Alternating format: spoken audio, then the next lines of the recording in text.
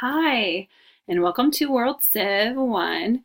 We are studying world history until the 1500s. And today we are on chapter 8, and it's called The Greek Adventure. And I am your history professor today. My name is Jennifer Haynes Hobson Plattner. And we'll go ahead and get started, and we're going to look at our PowerPoint. Let me grab my book. One second. All right, there we go. Okay, we are on chapter 8. It's called The Greek Adventure. And we will get started. So it starts off with a quote from Socrates, which is super appropriate. The function of the ruler is to use his best endeavors to make his subjects happier. And that's by Socrates. I will suggest to you to watch a great movie that is absolutely insane and crazy at the same time. It's called Bill and Ted's Excellent Adventure. And of course, they don't say Socrates like they're supposed to. They say Socrates. And this is free information. I showed it to my children and they thought it was way too funny. And I was a little worried. But it's a classic. Okay, so let's go ahead and get started. Pull up the PowerPoint. Here we go. The Greek Adventure. Here's a vase. The vase shows a fight between Greek hoplite or infantrymen and his Persian cavalry enemy. A product of the late 5th century BCE, was probably a commemoration of the Greek triumph over Darius's troops, which we've talked about Darius. Probably Darius the First, right? Okay, we have your chronology. Neolithic Revolution, European transition of the Bronze Age, Minoan civilization on Crete. They believe the Greek civilization came from Crete. Minoans. Maybe you recognize the word Minotaur and those Greek myths. Greek's Dark Ages. Greece's Dark Ages, sorry. Hellenic civilization in Greece. If you see the word Hellenistic, Hellenic, that is referring to Greece. Achaemenid Empire in Persia, Classical Age in Greece, Alexander the Great's reign and campaigns. Alexander the Great was actually Macedonian. Greeks thought that they were barbarians, which is interesting. We'll talk about that in Europe's history because Europe thought the Germans were barbarians. So Hellenistic Age in Eastern Mediterranean and Western Asia. Greece is shaped by its geography. It's a Peloponnesus. Many small islands, mountainous mainlands, a little suitable land for large-scale farming. They grew lots of, grapes and olives and things that weren't traditional because of the landscape. They were expert sailors. Travel and trade by sea was easier than crossing over. They would just sail around. Geography encouraged political fragmentation. Each area developed its own sense of community and identity, only secondarily shared common culture and language. Minoan civilization. Origins of Greek civilization traditionally traced in Crete. Minos was a mythical king of Crete. Minoans may not have been Greek. Just have some wonderful mythology about that. And we might have to read it for your primary source this week. It was urbanized city, written language not deciphered, seaborne commercial network, socially complex society, tiny states with palace dwellings and king, great palace of Gnosis, evidence of its skill, just beautiful paintings and things inside. Minoan and Mycenaean civilization, reconstruction of the Iceman. This Iceman was nicknamed Otzi by his examiners. The Iceman was found in a partially melted alpine glacier in 1991. Examiners have established that he lived about 3200 BCE at a time when Western Europeans were living by farming grains and breeding livestock. The stone, wood, hide, and copper tools and weapons found with him have provided many clues about the Bronze Age. In Europe, the Minoan and Mycenaean, I'm going to say it quicker, the Minoan and Mycenaean civilizations. At the height of Greek power, there were more than 200 independent polises. Polis is a city-state. many of them quite small and located on the numerous islands of the Aegean Sea and Ionian coast. A few were entirely urban, but most combined a town with surrounding rural agricultural areas. The inset shows Mycenaean Greeks and earliest period in the history of the peninsula. This is super interesting, okay? Minoan court ladies, so-called blue ladies, photographed in the palace of Knossos, illustrates how aristocratic women appeared. Note the open bodices. So that was the tradition. They could be shirtless too. Elaborately coiffed hair, complete with string of pearls. Oh, I should have worn pearls. I have my pearl earrings on. So pearls, coiffed hair, just beautiful. And there were reliefs like this all over the palace of Knossos. Mycenaean civilization. Mycenaeans, an Indo-European people, migrated to the mainland of Greece as nomadic herders, invaded Crete, took over the trading network. Destruction of Minoan civilization compounded by volcano earthquakes. Knowledge of Mycenaeans comes from archaeological excavations and epic poems like Homer's Iliad and the Odyssey. Two amazing books. The Trojan War probably caused by Mycenaeans' trade rivalry with Troy. Mycenaeans engaged in extensive internal warfare. Fell to the Dorians. Dark Ages began as culture declined. Here's the Mycenaean civilization. Walled city. Early Hellenic civilization, the polis. Community of free persons making up a town. Surrounding farmland, could be any size. Athens was 300,000 people, which is insane. Wow. Each one had a god or goddess that it kind of leaned to. Citizens shared a sense of community and destiny. Citizenship limited to free men. Women, alien residents, and slaves were excluded completely. Two poli that dominated Greek life and politics. Athens, urban, cosmopolitan, commercial, artistic, democratic, and Sparta, rural, agrarian, Spartan, militaristic, and authoritarian. What's interesting is to see where women had more rights, and they actually had more rights in Sparta, even though it was kind of a rougher place to live, because the men wanted them to be able to fight and also run the town if they had to leave for war. 4 types of government known to the Greeks.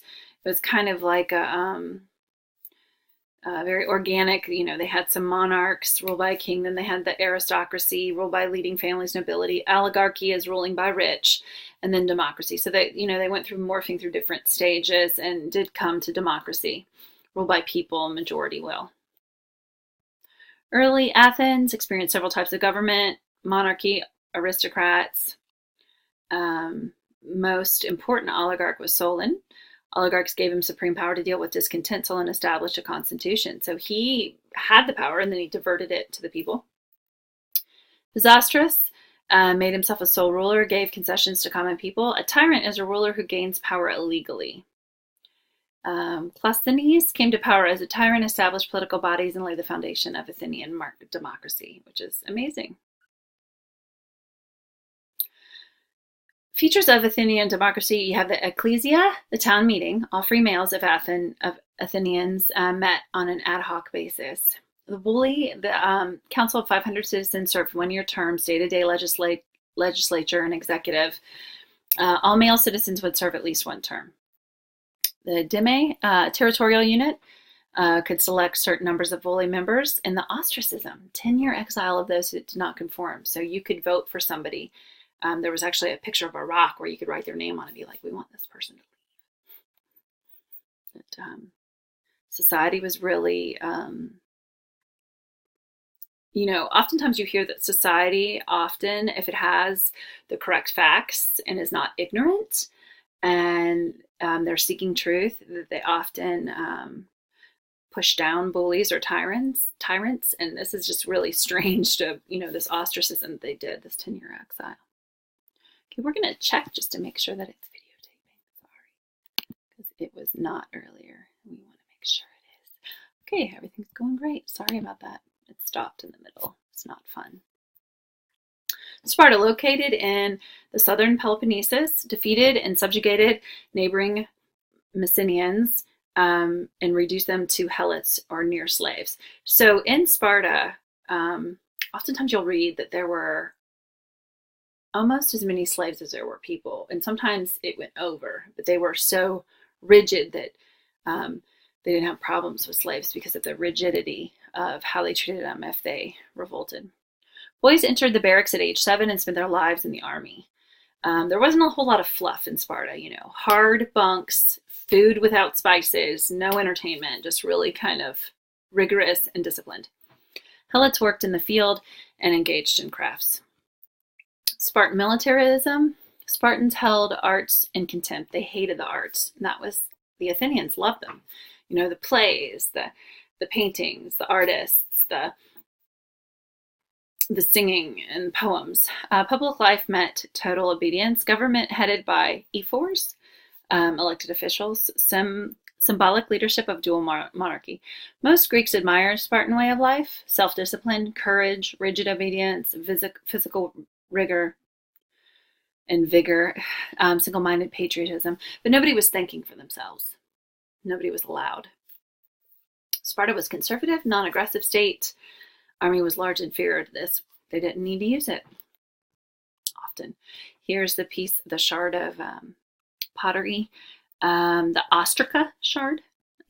Each of the citizens of Athens were allowed to vote and ostracize any of their colleagues. The ballot was a ceramic token inscribed in advance with a name, piece of broken pottery like the one shown here. If someone received a predetermined number of votes, the person was expelled from the polis. How did this relate to the creation of a political democracy?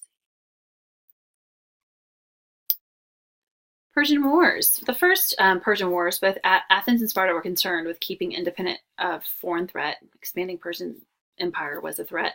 Athens went to aid rebellious Ionian Greek colonies of Asia Minor, now the Turkish coast. Persian Emperor Darius sent army to the Greek mainland. Athens defeated Persia at the Battle of Marathon. And that is where we get the marathon, because there was a messenger who ran 26.2 miles to tell Pericles that they won, and he dropped dead. Don't know if you've ever ran a marathon. I have one and I'm done. But I can assure you that I can believe he ran 26.2 miles and died, because I had to train for a long time for it. Okay, Persian Wars. Second Persian War, Xerxes. We talked about him in our last lesson. Xerxes was married to Esther in the Bible, according to the storyline. He attempted to overland the invasion. Okay, this word is bothering me, so we're going to look it up. No, we're not. I believe it's poli. I will double check it for you. Combined in joint effort to defend Greece. Spartan troops held off Persians at Thermopylae. 480 BCE. Athenian navy destroyed Persian fleets at Salamis. Okay, Peloponnesian Wars. Peloponnesian Wars were between the Greeks, because that's a Peloponnesus is the finger-like, escaping me, peninsula, with finger-like peninsula that's coming down. Delian League. Athens set up a naval alliance to guard against other Persian attack. Athens seemed to build an empire. Incident involving Corinth led to conflict between Athens and Sparta, because Corinth and Sparta were allies. Finally, Sparta, with naval help from Persia, defeated Athens, which is crazy. They call on the Persians. The final act in classical Greece. After the Peloponnesian War, city-states fought among themselves, disunity. We have Philip of Macedon. Philip of Macedon was not a very kind man. I believe he was missing an eye. His queen and Alexander the Great's mother hated each other, and Alexander the Great's mother was supposed to be some sort of a sorcerer or witch of some sort. Interesting to read that background. He transformed the primitive society of Macedonia, which we were looked at like barbarians, to strong, aggressive states. Built disciplined army, dominated Greek mainland, defeated Athens, Thebes, and Chaeronea. Independence of city-states ended, and foreign rule, he united them. And then Alexander the Great, who was much closer to his mother, by the way. He was son of Philip of Macedon, carried out the plan He carried out the plan of his assassinated father to invade Persia. So his dad was assassinated, but he continued his dream using daring tactics in battle and the source of legends. Defeated Persians at Gaugamela, which would be Iraq, conquered an empire that stretched from Egypt to Bactria and Indus Valley in only 10 years. He was 33 when he died, and he conquered the known world. Turned back when his exhausted army mutinied. He died in Babylon at age 33. I believe he just got sick. He married a Persian, but had no heir. Mixed culture. Alexander the Great found greatest empire in the world had ever seen. He founded a garrison city named after him, many garrison cities named after him. Encouraged Greek immigration and intermarriage. Result was a mixture of Greek and Asiatic culture. So you have Alexander split his kingdoms into 4 areas, each ruled by one of his generals. Greek participatory polis abandoned by absolute monarchs. Indian, Hindu, Buddhist world introduced to the Western world. Greek realism influenced Buddhist and Zoroastrian. Plastic arts, direct trade, contact between India and Mediterranean influenced formation of the Mauryan dynasty and the Kushan empires in India and Central Asia. And, we've already talked about Ashoka, so that's where Ashoka fits in, right there. Alexander and the creation of the world empire. The huge area conquered by Alexander the Great was too large to control from a single center. It quickly broke down into regional kingdoms under several of Alexander's generals after the conqueror's death. Crazy. 3 major kingdoms: the Ptolemaic Kingdom of Egypt, which Cleopatra later on, she's part Greek because one of the generals intermarried there. General Ptolemy captured Egypt and ruled as a pharaoh. Greeks and Egyptians intermixed. The Seleucid Kingdom of Persia, General Seleucus, ruled from India's borders to the Mediterranean kingdom, began to lose pieces to the rebels. Immigrant Greeks mixed with local Syrians and Turks. Antigonid Kingdom, general claimed the Macedonian homeland and part of Greece. The rest of Greece divided into city-states, vying for political and economic supremacy. Fell to the Romans in the middle 100s BCE. Okay. Let me just double check that I didn't have any more notes in my book. Okay. And you notice several wonders of the world.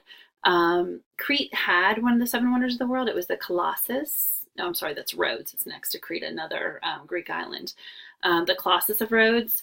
It looked like a Statue of Liberty, and it was huge, and it was supposed to be the Greek god Helios, and he had a crown, and he was light like the sun, and supposedly the ships sailed underneath his legs, and it was ruined by an earthquake. I think I'm going to put a video up on the 7 wonders of the world, just so that you know what they are, because many of them are recreated today, the Statue of Liberty being one of them.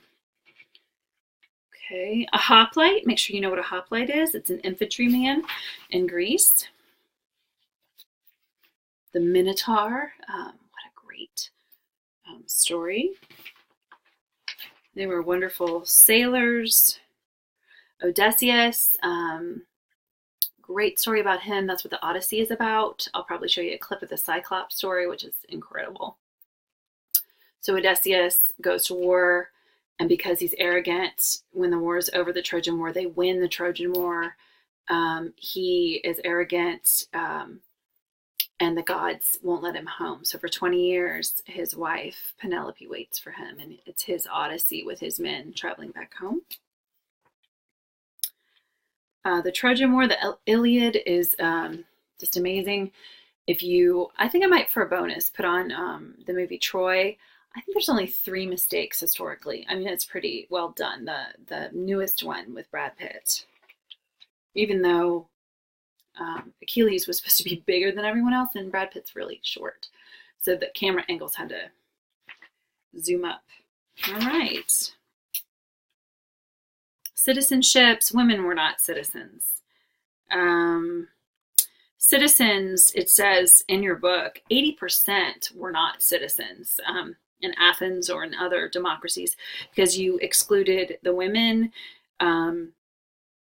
any foreigners, and the slaves. So up to 80% may not have been. So it was 20 and over. Only men. Okay. Anything else? Pericles. We need to talk about Pericles for a minute.